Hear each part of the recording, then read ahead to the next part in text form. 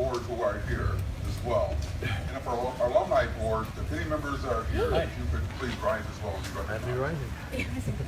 Oh, okay.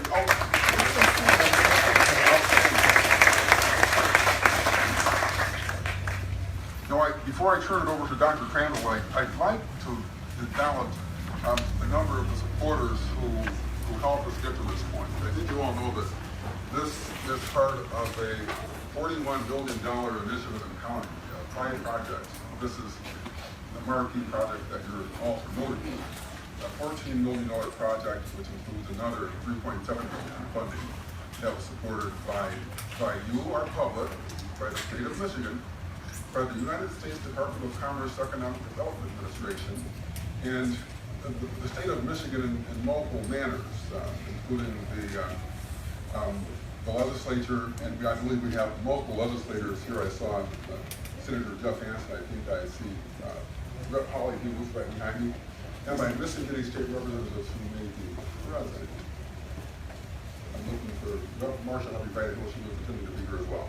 So thank you all for being here as well, but just as importantly, or more importantly, in many ways, are, as I said, the community and our donors who helped us make this happen. I know we have Dick and Ann Kraft, who are here, who recently donated, get this, $300,000 to support a high-speed fabrication center in Device.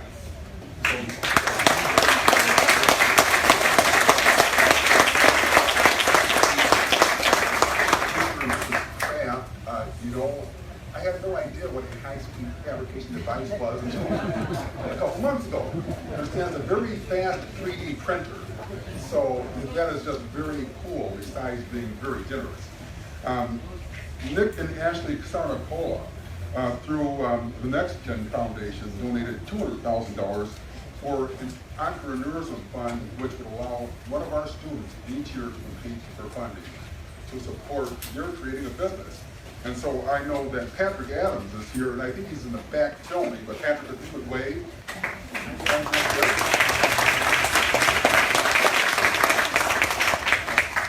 John Rooks. Now I know John was born to be here. Is John here by any chance? Yeah, Mr. Rooks here in the front row. How can I mention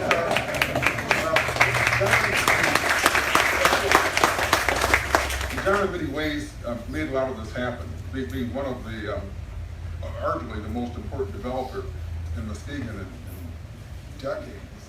You see his fingerprints over everything here downtown. Actually donated the Masonic Temple to the college, and that set in motion a number of events that allowed us to bring together some of the funding that we have here to make this happen. I know Polo Corporation is represented here. I'm sorry, Arconic, excuse me, I was at the opening yesterday. Sorry, Trustee Mullally. And of Arconic, they've donated multiple funds to help us do multiple things in the facility. So thank you all. There are many more. There are many more. Hey, Miss Amy. Amy, you're here. Amy is the local CEO of Arconic. Twice in one day,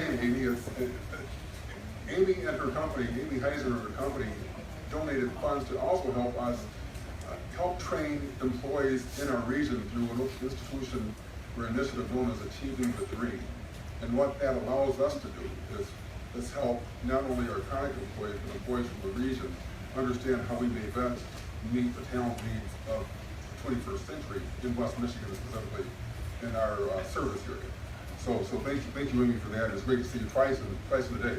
So without further ado, I think I've won 5 minutes. Let's pass my 2 minutes, Dr. Crandall. So I'm going to turn it over to my board chair, Dr. Don Crandall, if you could please step forward.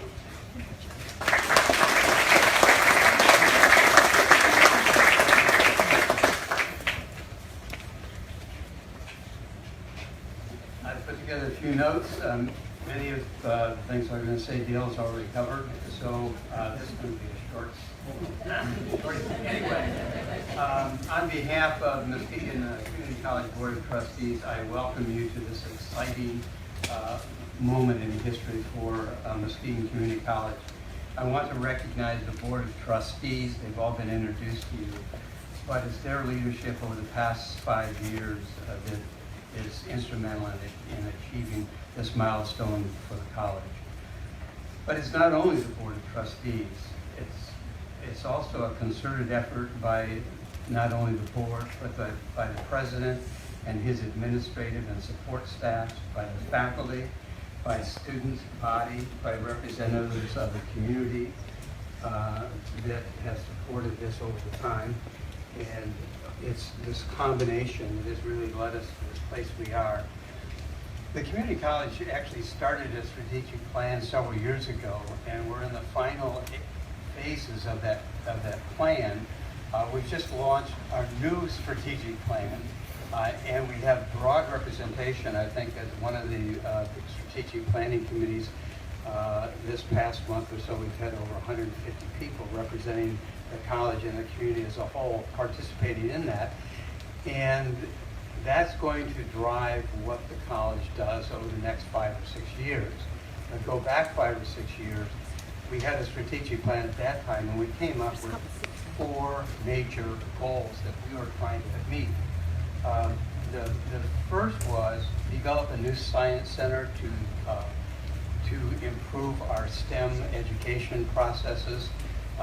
That, as you know, is up and running. We donated or dedicated that and enrolled our first class a year ago this past August, so we're in the second full year of that.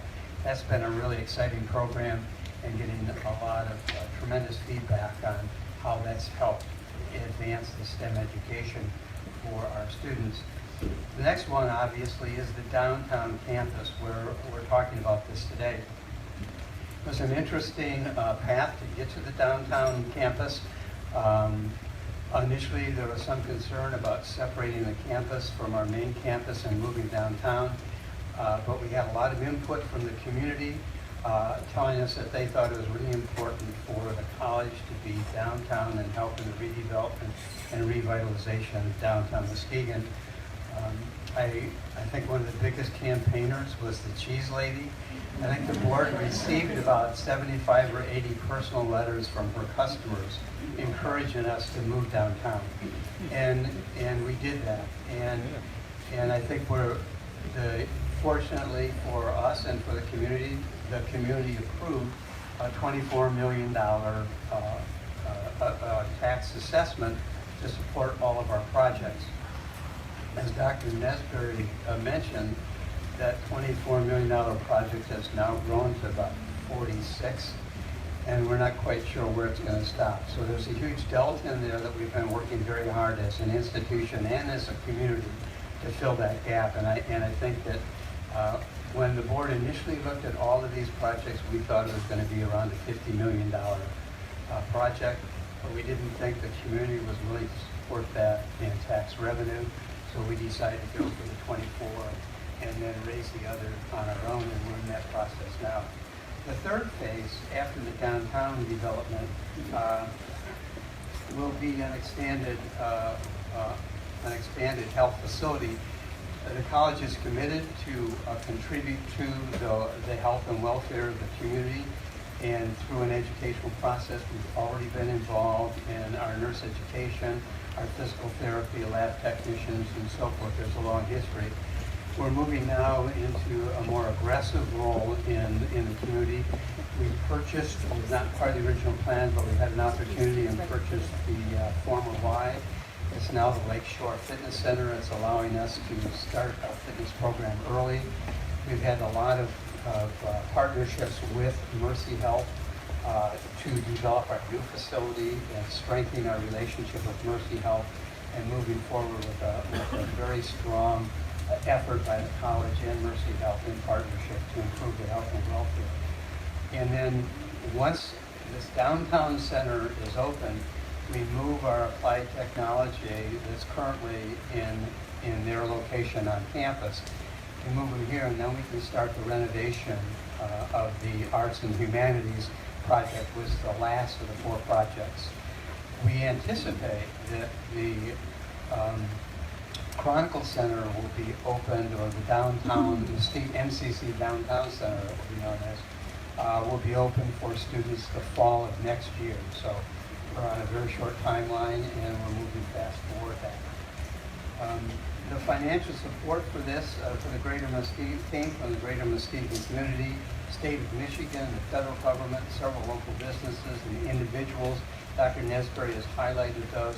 It's really critical and important for their contribution to make this happen. MCC is pleased to be part of this downtown Muskegon revitalization. We congratulate Baker College for the very early move downtown, I think about 6 years ago, it's been almost, and we get to join them. And since we purchased the Chronicle building, we know that there's been a lot of other activity in downtown and there's been some private and public development in downtown, and we think that it's just beginning. The new center is going to be a new applied technology and entrepreneur center. We're going to be able to offer advanced applied technology in areas with the curriculum, so we add several new programs. We have this new entrepreneur center, and thanks to Dick and his wife, we have a fab lab, which is going to allow very rapid fabrication, and we have a relationship with Massachusetts Institute of Technology, actually a worldwide network of engineers. Our students will be able to access through this lab on a real-time basis to help with development and so forth. So we're really excited about this. It's going to improve our ability to train local workers. We've had a long history working with industry in Muskegon, and they have been an integral part in designing this new facility, and we hope to be able to expand our role in creating jobs and increasing the skill set of the much needed workforce in Muskegon. So this is really an exciting time for us. I've made some tours of the Chronicle building, and we're making a significant effort to retain as much of the original building in the original Chronicle building. You can look at the photos, and there are areas that most of you have never seen that have drop ceilings hiding these beautiful hand-painted wood panels in the main room, and there are pictures of that. And if you have a chance to go through, and my conversation with the architects and with the staff is that we're doing everything we can to maintain as much of that in that initial con building as we can. So it's been an exciting time. We're just getting started. We thank you all for your participation here and your participation and support over the years. So on behalf of the MCC Board of Trustees and the entire MCC family, thank you for your continued support, and we'll see you for a grand opening in August of next year.